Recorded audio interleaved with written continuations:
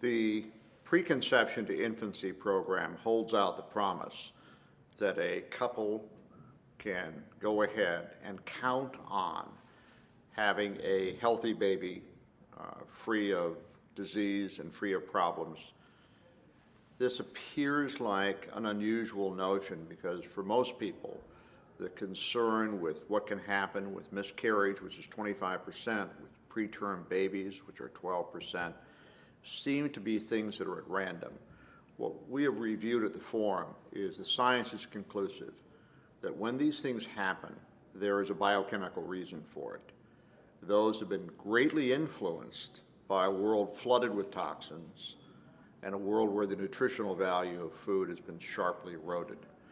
What we're looking at is creating an understanding based on evidentiary science that if you put these factors together, that what you'll be looking at is a tremendous difference in the outcome of the child. In order to do that, we really have to mobilize different parts of the community, not just the medical world, but also be able to go directly to the public to have them understand what they need from the medical profession, what they need from the food industry, and frankly, what they need from our government to protect them from the toxicity that they're now finding in both food and in supplements and the air they breathe.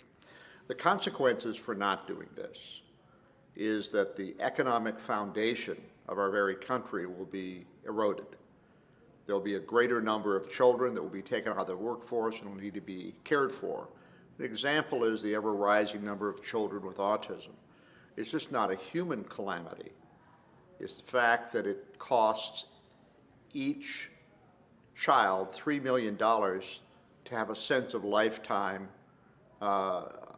care from the condition that they have. The average preterm birth is a $50,000 medical event.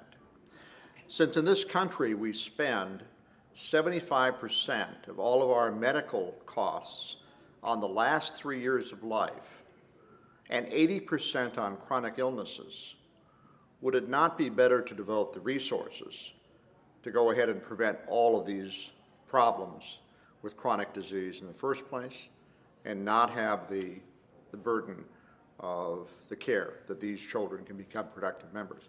The other part of what we're trying to do is not just preventing these conditions, but it's being able to have a couple allow the child to reach its full potential. Should the IQ be 125 points? Should that child be a famous scientist?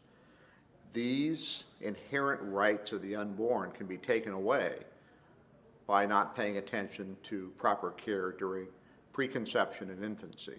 When we see preconception, it's because if we do not start 2 or 3 months before the birth, the damage by the time pregnancy will be discovered can be partially already done and done permanently. So there'll be a lot of information coming out, and we intend to do it with a sense of intensity and integrity that the forum has been known for doing its other projects.